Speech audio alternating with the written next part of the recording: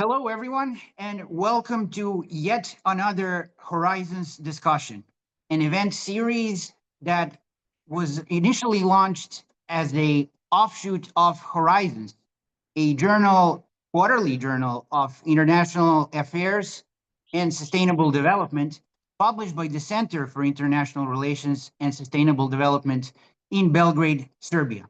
It is the only publication in Southeast Europe that's available on JSTOR, and the only publication that features both sitting office holders, policymakers, and a host of highly distinguished scholars around the world. Quite often, these scholars and these thinkers that lead the world's intellectual elite are some of the people that have very contrasting views that we are very proud to assemble in one place and oftentimes in one issue.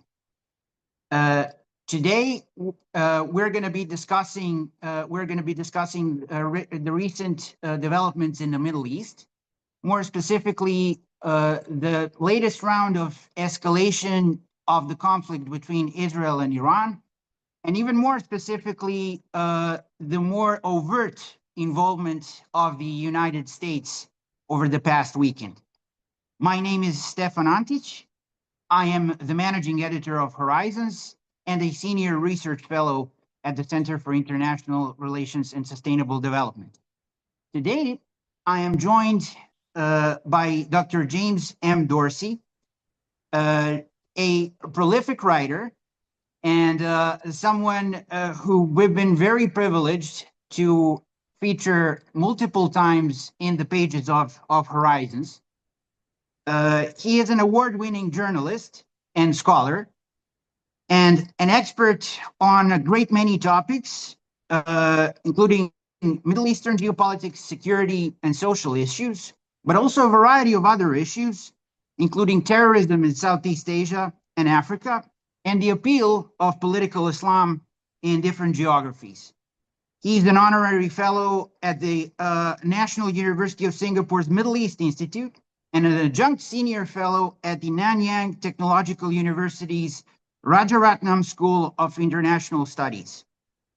He is the author of the syndicated column and blog, The Turbulent World of Middle East Soccer, and a similarly themed podcast, The Turbulent World with James M. Dorsey. Dr. Dorsey, thank you so much for joining. Stefan, it's a pleasure to be with you. Thank you for having me. Speaking of a turbulent world, we've just had quite a turbulent weekend. This session, in fact, is being recorded on June the 23rd in the morning hours. So if any developments happen in the meantime, anything that might contradict what we're saying here, we're just keep in mind that we're trying to keep pace with everything, with fast developments on the ground in the Middle East. Namely, American B-2 bombers carried out unprecedented strikes against Iran's nuclear facilities in Fordow, Natanz, and Isfahan, marking the beginning of what could truly be a dangerous escalation, whether in diplomatic or military terms, and possibly even beyond the confines of the Middle Eastern region.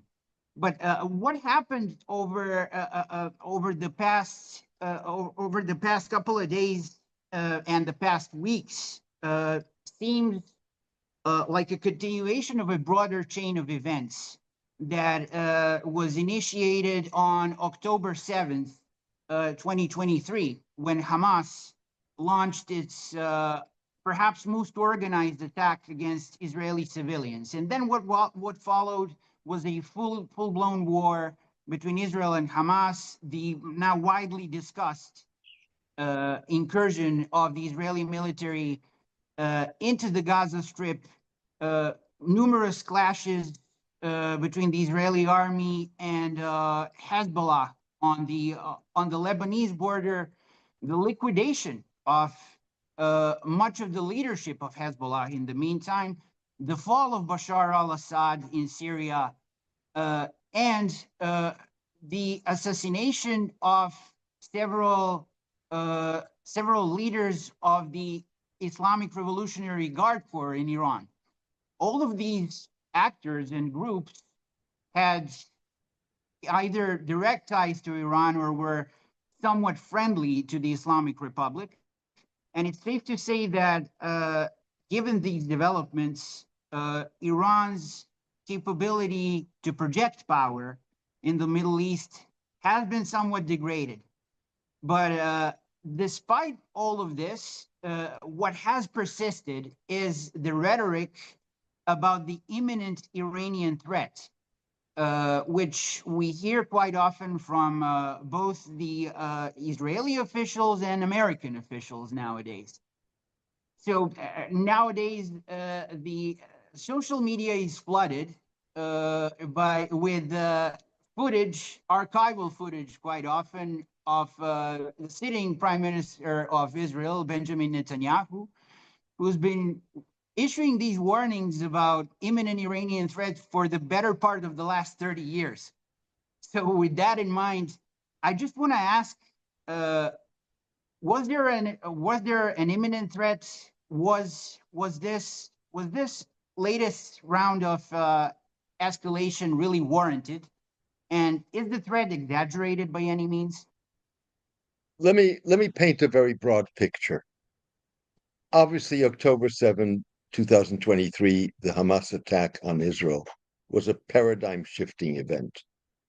One of the things that it shifted is, as far as I'm concerned, Israeli defense doctrine. Israeli defense doctrine prior to October 7 essentially was built on the principle of deterrence and military superiority.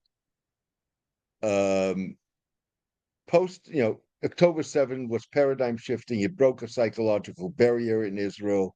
This was the first time that Israeli towns and cities were occupied. People were slaughtered in their homes. It was unprecedented. And as a result, Israel's defense doctrine is no longer happy with deterrence. Its defense doctrine today is emasculation. Whether you translate that in terms of Netanyahu and Israel's insistence that they will destroy and politically and militarily Hamas, not defeat it. The same language was used with Hezbollah and the clearing out of southern Lebanon and replacing it, with what is essentially a weak Lebanese army, or the immediate response, almost on the same day, of Israel to the fall of Bashar al-Assad in Syria and the rise of former jihadists to take over the government, which was to decimate the Syrian military, its infrastructure, its weapons arsenal, to declare southern Syria, with other words, the area south of Damascus, a no-go zone for the Syrian military, and express or to position Israel as a protector of Syrian minorities. And we're seeing basically that same pattern in Iran. So that's one big element here. The second element is that you have that Netanyahu, for much of his career, certainly as you mentioned, for the past 30-something years, has gone against the grain of what the intelligence community, by and large, was saying, what the International Atomic Energy is saying, and both have said in recent weeks, at best the last 2 months, that Iran is not building a nuclear weapon. Now, keep in mind that you also have to understand that Iran is not its best friend, nor is it very good at making friends. On the contrary. But having said that, I think we've got to keep in mind, and that's where some of the spin takes place, is how we got to 60% nuclear enrichment, and 60% is high. From there to 90% is not simply another third. It's a very short distance, in a sense. We got there because U.S. President Trump walked away from the 2015 international agreement, and Iran's response to that was, for the first year, to continue to adhere to that agreement, and then progressively to abandon adherence to provisions of the agreement. One of those was the level of enrichment. It did so not because it wanted to build a bomb, but because it wanted to increase leverage and try and force a return to the 2015 international agreement. That's a strategy that has boomeranged in a sense. It's boomeranged in two ways.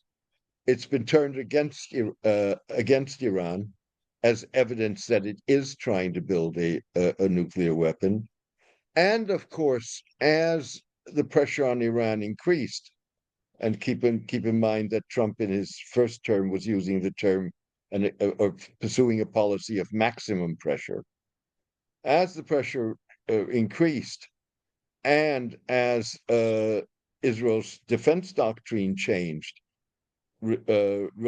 resulting in the Israeli strikes against Iran that started about 10 days ago, the voices for building a nuclear weapon as deterrence, partly because Iran had been weakened in a number of ways, the way you mentioned in your introduction, the voices for a nuclear weapon are growing in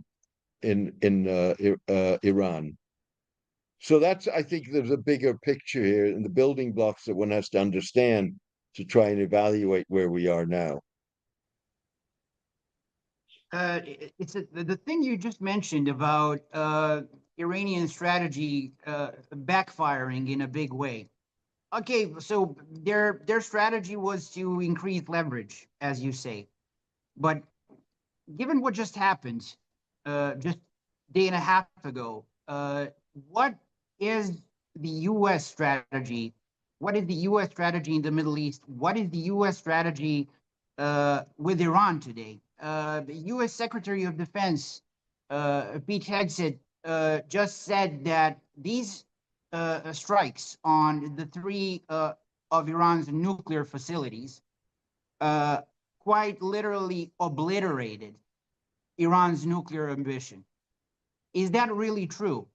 And if so, what remains of the U.S. strategy? What drives U.S. strategy with regards to Iran nowadays? What is the U.S. to gain from an engagement?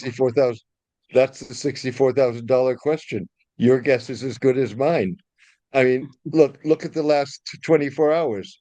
You had on Sunday morning U.S. time, the Secretaries of State and Defense, Marco Rubio, and Pete Hegseth, and the U.S. Vice President J.D. Vance, publicly stating the strike against the three nuclear facilities was a limited strike.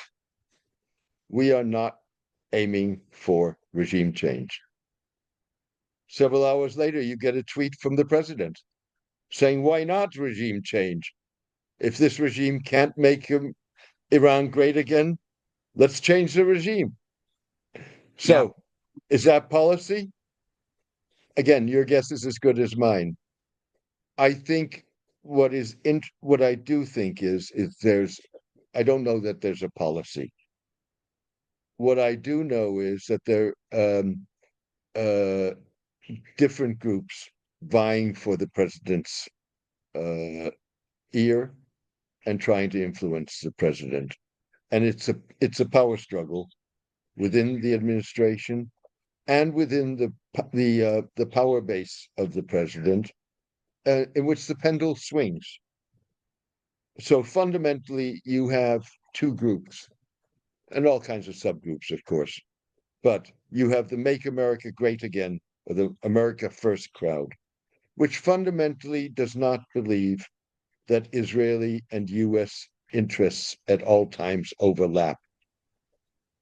Questions what interests the United States has in the Middle East, and it often has been somewhat more restrained when it comes to Iran. And you have that versus pro-Israel figures within the administration. So if you look at what Trump has done on the Middle East over the last 5 months or 5 months since he came to office for a second term, by and large, America first, make America great again. People were on the ascendancy. You had a session in early February in the Oval Office in which Netanyahu winced because one issue after the other was being enunciated and pursued in exactly the other direction than what he had been pushing for. You had the truth with the Houthis, in which the United States agreed with the Houthi rebels in Yemen that there wouldn't be any targeting of U.S. assets. And if they target Israel, that's Israel's problem, not ours. You had a succession of those issues. Now, the one issue where there may have been more, and of course, on the one issue where there was a closer coincidence of views between Netanyahu and Trump, was Gaza.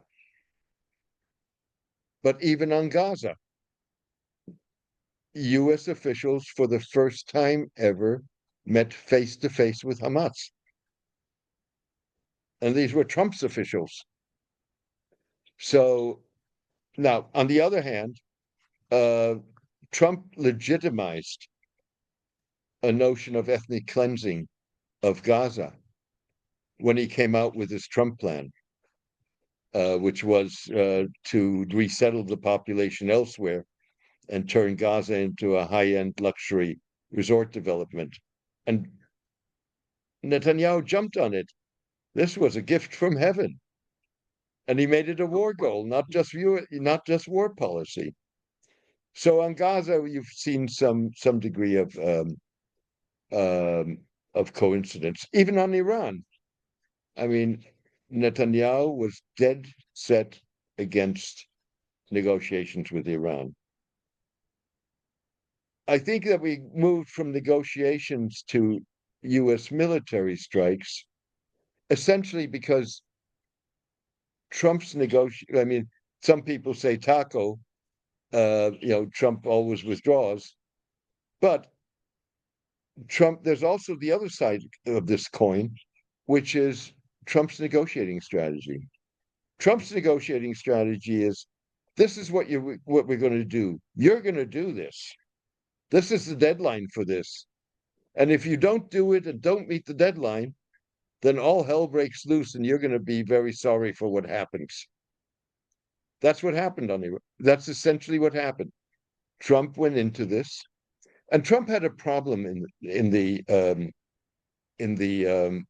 nuclear negotiations, which few people point out, but one has to keep in mind, which may be the reason why he settled on zero enrichment. Trump walked away from the agreement in 2018, an agreement Iran had been adhering to, which has had serious consequences for the region and caused serious problems.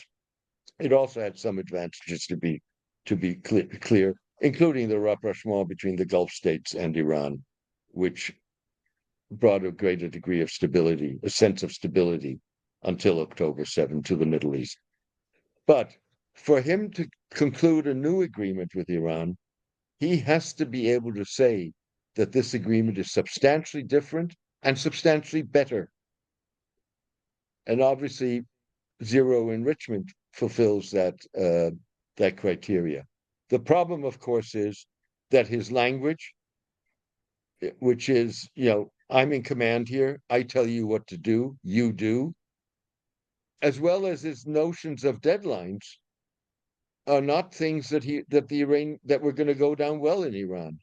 So you can argue that, in a sense, that if that was his attitude, these negotiations were doomed, even though the Iranians were serious. So when Trump now says the Iranians weren't serious, we had to go in.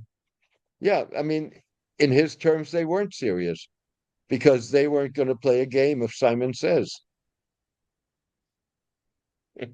Something you just said reminds me of what we could classify as the Trump doctrine, which has largely come down to repeal and replace in many aspects before, whether it's trade negotiations, domestic policy. Uh, Sometimes he's had success with that, like with NAFTA, for instance, but arguably, Trump attempted during his first term to do a trade deal with China that started off as a trade war that eventually, when he was voted out of office, his successors ended up continuing. So the trade war continued, and there was no Right. trade deal. So how high is a risk of something like that happening in the Middle East? Is it even higher if you try to Well, repeal and replace well, and do a Trump Trump Iran deal, perhaps Iran well, deal 2.0? you can argue that it's already happened. It happened when Trump repealed, if you wish, walked away from the 2015 international agreement, and now you've got a war going on. So, in that sense, it's already happened. Now, would an Iran agreement that Trump signed, an agreement that Trump signs with Iran, would that be repealed by the next government? Highly unlikely. The next U.S. government. Um, on the contrary. But I think that repeal effect we've already seen. In fact, beyond that. Uh, I just want to point your attention to something that another highly distinguished author of Horizons said in the past in his December 2024 interview. And he put it in very straightforward terms. I'm talking about Columbia University professor Jeffrey Sachs, who said that Israel has run American foreign policy in the Middle East for 30 years. If there is some overlap between U.S. and Israeli foreign policy in the Middle East, and if there are some camps, as you say, that are taking a more withdrawn stance, relative to what Israel wants, what can be characterized as Israel's top objectives in the Middle East today, apart from obviously the emasculation doctrine that you mentioned earlier, and how naive is it to think what some commentators suggest, that only if Benjamin Netanyahu and his cabinet are voted out of office, this will all be thought of in different terms, and you will have a new face of Israel that behaves entirely differently. What do you make of these statements and these sorts of assessments? First of all, Jeffrey Sachs belongs to a school of thought that sort of thinks control is with the Israeli lobby. The Israeli lobby is extremely powerful. There's no question about it. I think, first of all, you've got to keep in mind that the lobby is split. You now have a progressive lobby and you have the traditional lobby. But more importantly, Israel probably has the single largest grassroots community in the United States of any foreign or ethnic community in the world, whether it's Greeks, Turks, Serbs, whoever it may be. Nothing compares to the numbers and the influence that the community sympathetic with Israel can command. These are not Jews. These are American Christians. The numbers go up to 100 million. Evangelicals, Christian Zionists, Christian nationalists, not all of whose, as far as I'm concerned, whose motives and attitudes towards Jews are ones that I would appreciate and not describe as not prejudiced or not even racist. But nonetheless, this is what Israel's community is. This is what a major power within the Republican Party. So it's, with other words, the notion that the Israel lobby, directed from Jerusalem, is what controls U.S. policy. It's the people who vote for successive U.S. governments that propagate U.S. pro-U.S. policies. At times, policies to the detriment of the United States, not only internationally, but also domestically, in terms of, look at anti-boycott laws, for example. Look at what's going on with freedom of expression and academic freedom. So in that sense, I would disagree with the Jeffrey Sachses of this world. As it relates to what changes if and when we see the back of Netanyahu and his government, there'll be change, no question about it. The tone can very well be different. You're not going to have the extremists as such. But is Israeli policy fundamentally going to change? I wouldn't bet on that. There is 82% support for the current attacks on Iran. There is no opposition virtually no opposition to the Gaza war on the grounds that Palestinians have national rights, or on the grounds that the Israeli military is committing war crimes, or on the grounds that the humanitarian crisis in Gaza is such that something needs to be done. As far as a majority of Israelis are concerned, we need to end this war to get our hostages out. And once we have the hostages out, there'll be at some point in the future we'll have an opportunity to finish up with the Gazans. Those attitudes, whether towards Iran or whether towards the Palestinians, I think you're going to see in whatever government comes to office. Don't forget that Israeli settlements in the West Bank, as well as in Gaza, were started under the Labour Party. They were started under what was considered to be a leftist government. They weren't started by the right. I mean, they came before Menachem Begin became prime minister in 1977. I remember many years ago, long before she became Yasser Arafat's wife, going out for lunch and we were friends with the lady who became Yasser Arafat's wife.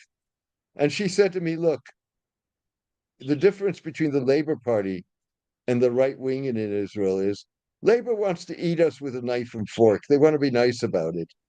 The right wing just wants to gobble us up. And that's essentially true. That's that's a very scary analogy. Yeah, but yeah. Yeah, I understand. we were having delicious fish in Akko on the coast. So speaking of scary things, I just want to entertain the scenario of a prolonged conflict that lasts for nobody knows how long in the Middle East between Israel and Iran. And in such a scenario, I feel that the technological edge and the military capabilities are clearly on the Israeli side. But even a superficial examination and in comparison of the pools of human resources clearly favor Iran. So my question to you is essentially, can Iran outlast Israel if this ends up being a prolonged conflict? Look, I think there's a multi-layered question here. Let me take this beyond the current hostilities going on. I for very long argued that the three or three and a half hegemonic powers or major powers in the Middle East are not Arab states, with one exception. They're Turkey, they're Iran, they're Egypt, and the half a state would be Israel. They're not Saudi Arabia, they're not Qatar, they're not Doha. If you look at all of those states, uh, Israel or leaving Israel aside, these are countries with huge populations. They're countries with a history of empire, with a history that goes thousands. They're very secure in their identity. They're not newly found countries. They're countries that have economies in disrepair, but once they can repair those economies, they're huge markets. They have battle-hardened armies and militaries, and they have geography.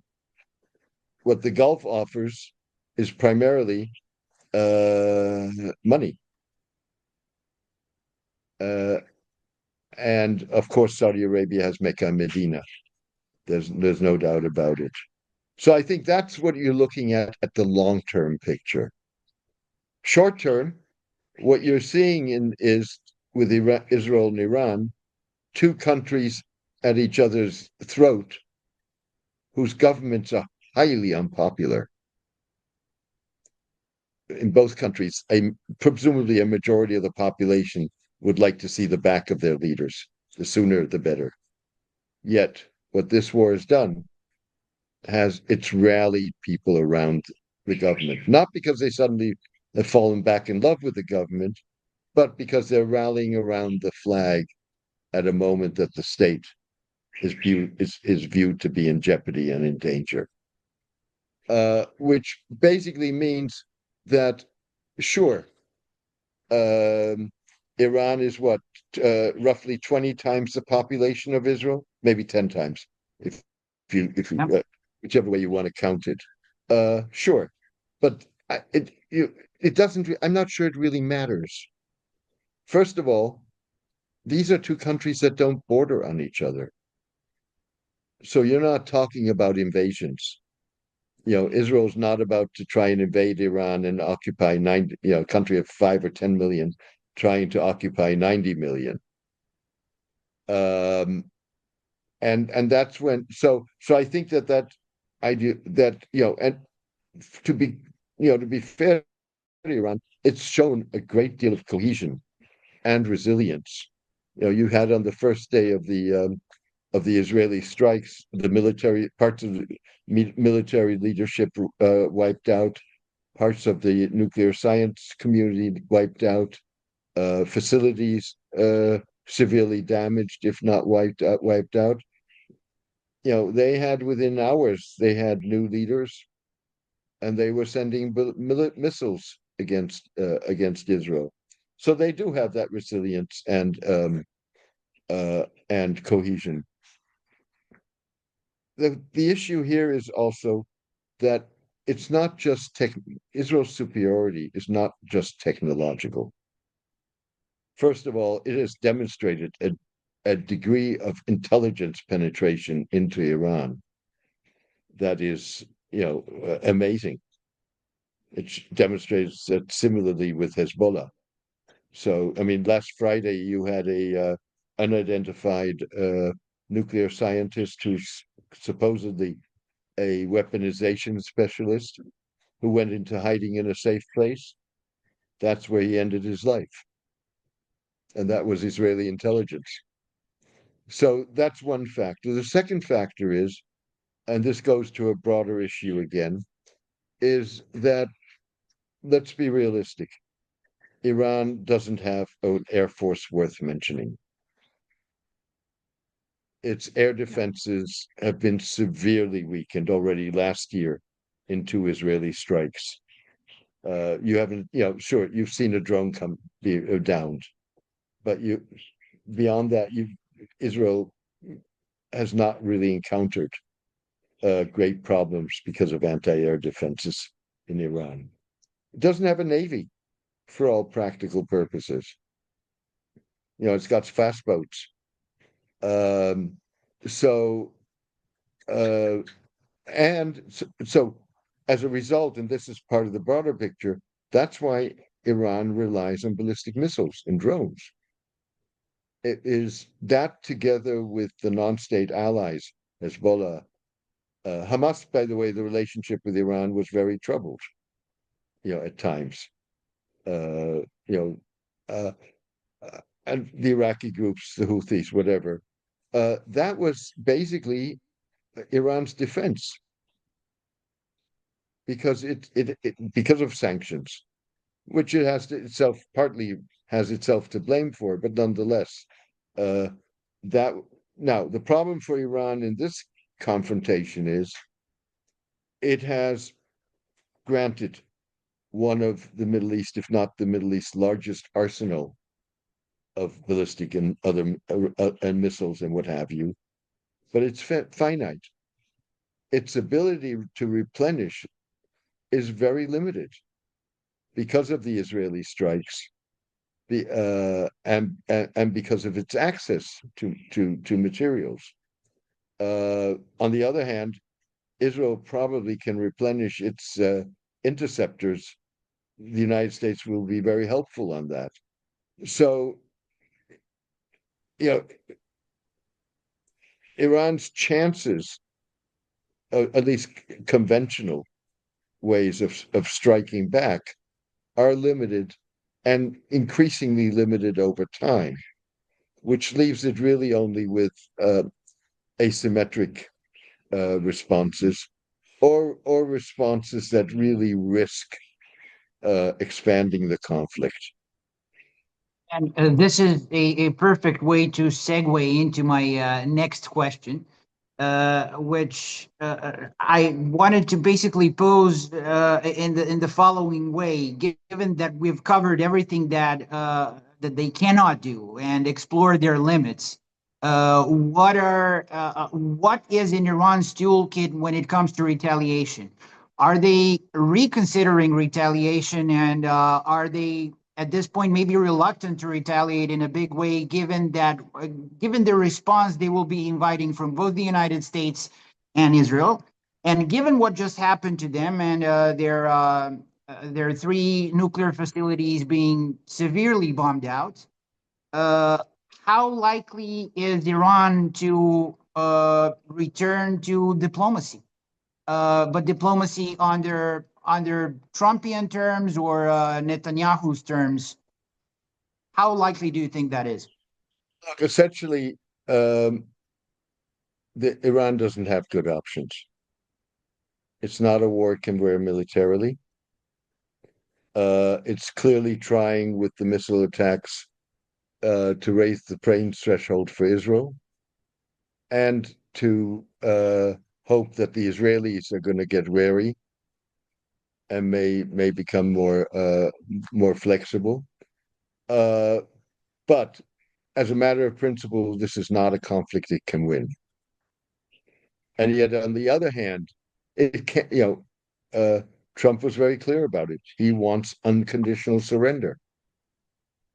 Unconditional surrender would leave aside all the claims, which are true. Iranians are proud, this, that, and the other. This is a regime, if it surrenders, it basically loses the last fig leaf for its legitimacy. So that's not an option. There's no question in my mind that the Iranians want to negotiate. There's actually no question in my mind that Trump wants to negotiate. I think they have different definitions of what negotiation means. But the Iranians have been very clear that they are not going to negotiate with a gun put to their head. And they may very well go down fighting. But If I may having said jump in, that, if I may jump in and ask one question that immediately comes to mind, if there is a set of circumstances that allows for a negotiation, who is the perfect mediator for such a negotiation? it's a good question. As a matter of principle, I would say either the United Nations, possibly one of the Gulf states. Um, but again, the problem with this is you need a negotiator who has clout or seemingly has clout in Jerusalem. That's not the Gulf states. That's not the United Nations. That clout is in Washington. But coming back to your question about what alternatives Iran has, they have multiple alternatives, not all of them necessarily good. I think interestingly enough, and it's too early to say, just in the last hour, Israel's been having another barrage of incoming missiles. The sirens were not only going off in Tel Aviv, they were going off in Amman, in Jordan, because the missiles were coming across Jordanian airspace. So, we're now roughly 48 hours, 36 hours away since the U.S. strikes against the nuclear facilities. Iran's response so far has been against Israel. And it may very well be that the Iranians limited to responding to Israel, because a lot of the other options, while perfectly possible, are also very risky.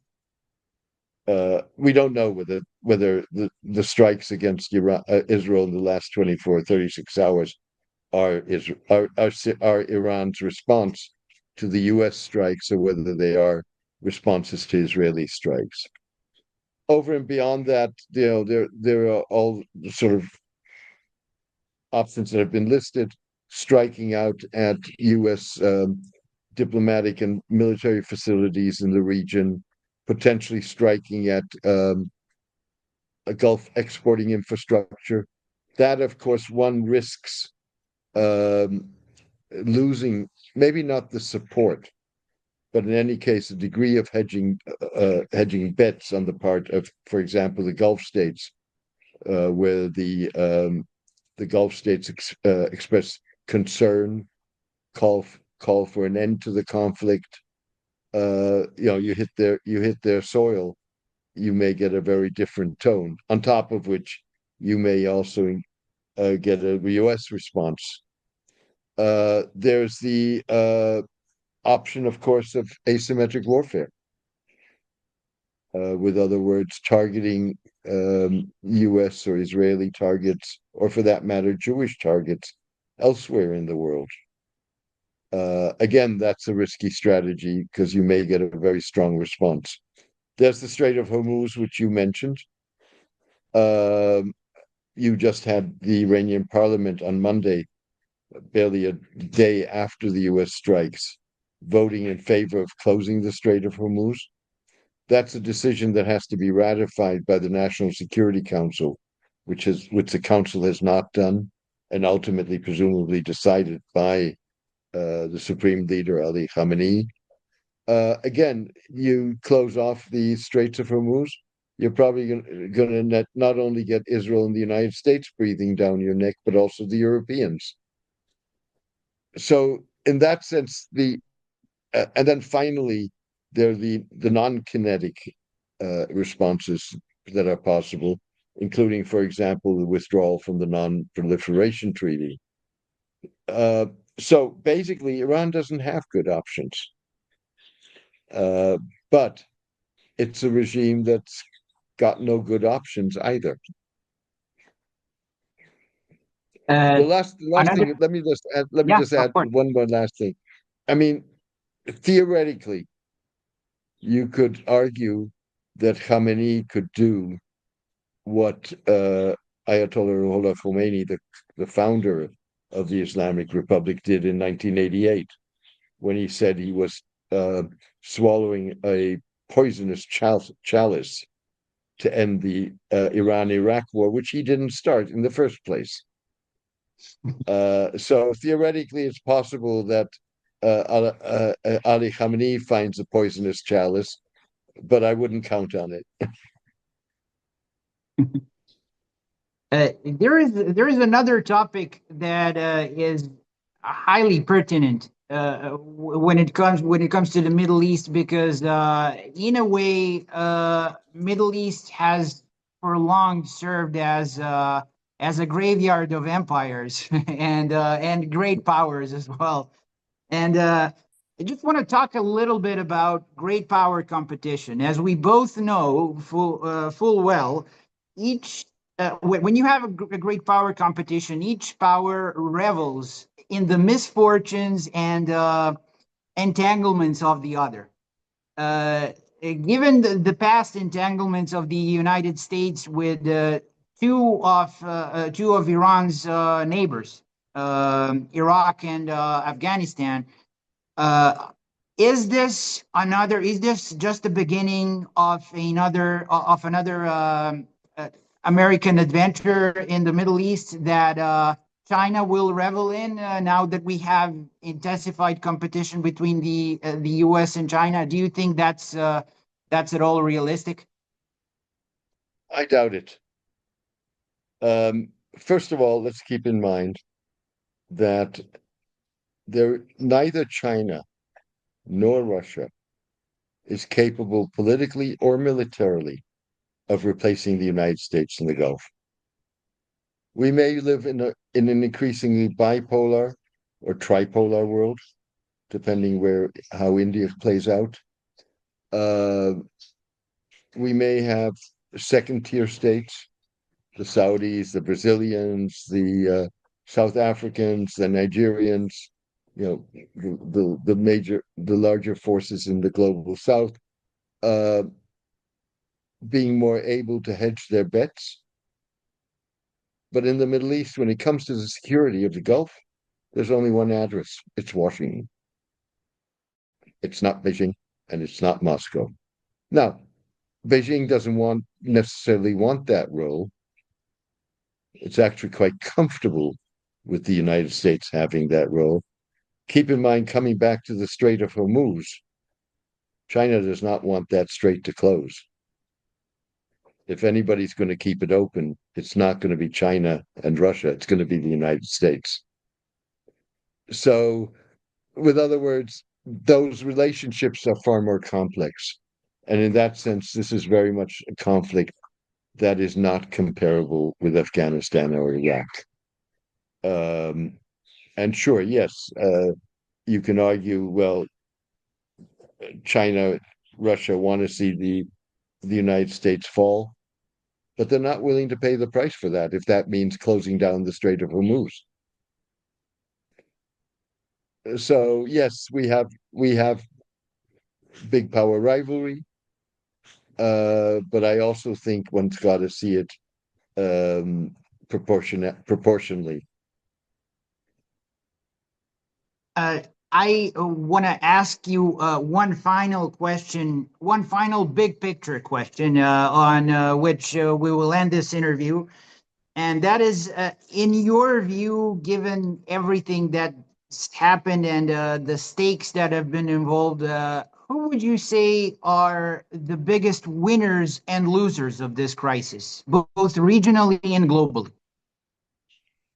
I think time will tell, frankly. I mean, Israel obviously looks like a winner, but my guess is that Israel's going to pay a very heavy price.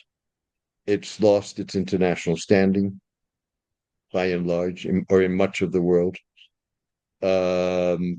This is going to have repercussions and going to ripple through Israeli society for a significant time to come. I think that the United States is going to be a superpower for some time to come. Not the only superpower necessarily, but a superpower for some time to come. But it also is going to pay a price on multiple levels. certainly not only because of the double standards that increasingly have been clear, both on the part of the United States and the part of the Europeans, as it regards the Gaza conflict, but on the multiple other issues and problems that the Trump administration is causing, and the damage that it certainly internationally is the Trump administration is doing to the United States. All of those are things that still have to have to balance out. Now, keep one thing in mind. We had some significant damage done by Trump in his first term in office, and Biden was in many ways able to repair a lot of that. I think this time round, a lot more damage is being done, and a lot more serious damage. Trust in terms of just simply whether do you want to study in the United States today? Is that the place you want to be? Do you want to run the risk of passing through passport control in the United States today? I In think some those places, it's not even possible to study anymore. Yeah. I mean, there are a lot of these factors, and it's going to take time for them to play out. Dr. James Dorsey, thank you so much for joining us today. It's been a real privilege and pleasure to talk to you. It was my pleasure, Stefan. Thank you for having me.